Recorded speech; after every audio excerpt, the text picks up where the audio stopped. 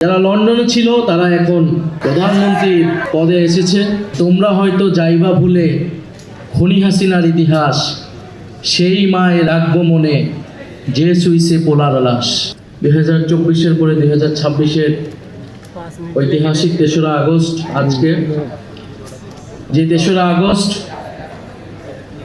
শহীদ মিনার থেকে ঐতিহাসিক জনতার এক দফা ঘোষিত হয়েছিল বৈষম্য বিরোধী ছাত্র আন্দোলনের পক্ষ থেকে।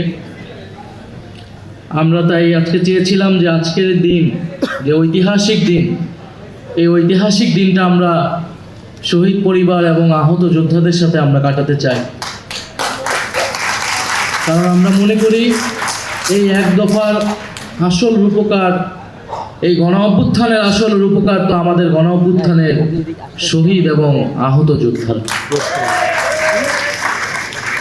গণ অভ্যুত্থানে একজন কবি লিখেছিলেন যে তোমরা হয়তো যাইবা ভুলে খনি হাসিনার ইতিহাস, সেই মায়ে রাখবো মনে যে সুইসে পোলার লাশ। কারণ যার সন্তান গিয়েছে, মারা গিয়েছে, শহীদ হয়েছে, যার ভাই, যার পিতা, যার মাতা, যার বোন আহত হয়েছে, এই দেশের জন্য আমরা জানি সবচেয়ে বেশি কষ্টটা তার। এবং গণ অভ্যুত্থানে মানুষ সেই 3 তারিখে চূড়ান্ত ঘোষণা দিয়েছিল। সেই ঘোষণাটা ছিল ফ্যাসিবাদী ব্যবস্থার বিলোপ এবং একটি নতুন বন্দোবস্ত তৈরি করা। এটা অনেকে ভুলে যায় যে আমরা কেবল শেখ হাসিনার পদত্যাগ ঘোষণা করি নাই, অনেকেই শেখ হাসিনার পদত্যাগ ঘোষণা করেছিল, আরও আগের থেকে ঘোষণা করে আসছিল।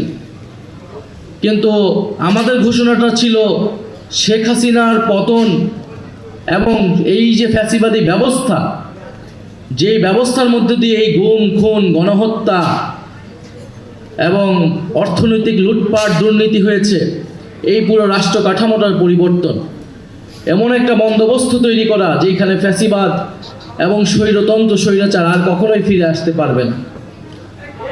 কিন্তু কারো কারো দাবি ছিল শুধু শেখ হাসিনার পদত্যাগ এবং সেই পদে নিজেদেরকে আসীন করা। আজকে তারা সেই ক্ষমতায় আসীন আছে। ফলে এক দফার আংশিক দাবি অর্জিত হয়েছে, পুরোটা দাবি অর্জিত হয়নি। এবং এই পুরোটা দাবি অর্জিত না হওয়ার পিছনে দুঃখজনকভাবে যারা আমাদের সেই সময় সাথে ছিল তারাই সবচেয়ে বেশি বিরোধিতা করেছে। যারা আজকে জুলাই সনদ বাস্তবায়ন করছে না, যারা আজকে গণভোটের গণরায় বাস্তবায়ন করছে না, তারা শহীদ মিনারের সেই এক দফার ঘোষণা সেই দিন সেটাকে আংশিকভাবে সমর্থন করেছিল, কিন্তু তারা পরবর্তীতে সেটার সাথে বিট্রে করেছে। যদি এক দফা সম্পূর্ণভাবে অর্জিত হতো, সম্পূর্ণভাবে বাস্তবায়িত হতো, তাহলে আজকে 2 বছর পরে এসে কিশোর আরিফের চোখ যেত না। আজকে পুলিশ আবার দলীয়করণ হতো না, আজকে আমলাতন্ত্র আবার দলীয়করণ হতো না, আজকে আবারও চাঁদাবাজি, দুর্নীতি, সন্ত্রাসে সারা দেশ ছেয়ে যেত না। আমরা দেখছি মানুষের চুলায় এখন গ্যাস নাই, গ্রামে গ্রামে বিদ্যুৎ নাই, ঘরে ঘরে কোনো চাকরি নাই। দেশে একটা নতুন হাহাকার দেখতে পাচ্ছি। জুলাই সনদ বাস্তবায়িত হয় নাই, শহীদ পরিবাররা তাদের বিচার পায় নাই, আহত যোদ্ধারা পুনর্বাসিত হয় নাই। অর্থাৎ দেশের কোনো পরিবর্তনই হয় নাই। পরিবর্তন একটাই হয়েছে, যারা লন্ডনে ছিল তারা এখন প্রধানমন্ত্রী পদে এসেছে, ক্ষমতায় আসীন হয়েছে এবং অন্তর্বর্তী সরকার সময় যতটুকু কাজ যাতে না হয় সেটার জন্য তারা সেই সময় সর্বাত্মকভাবে কাজ করেছে। রাস্তাঘাটে আন্দোলন আপনারা দেখেছেন সেই সময়, এখন কোনো আন্দোলন কিন্তু নাই, সেই কথিত আন্দোলন নাই। আন্দোলন আছে এবং আন্দোলন আসছে, সেটা জনগণের আন্দোলন। সেই আন্দোলনকে ফেস করতে হবে এই সরকারের।